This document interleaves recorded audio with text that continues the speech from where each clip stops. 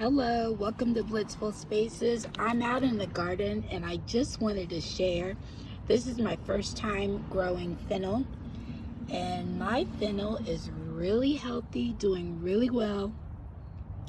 I planted my fennel next to my wax beans and the beans are doing so good. Look how tall they are.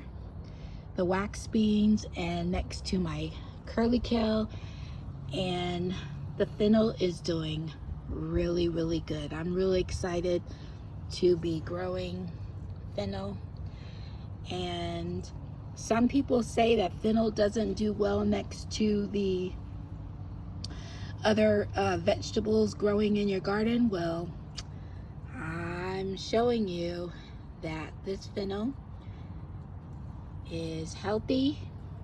My other plants around it is healthy. Thanks for watching.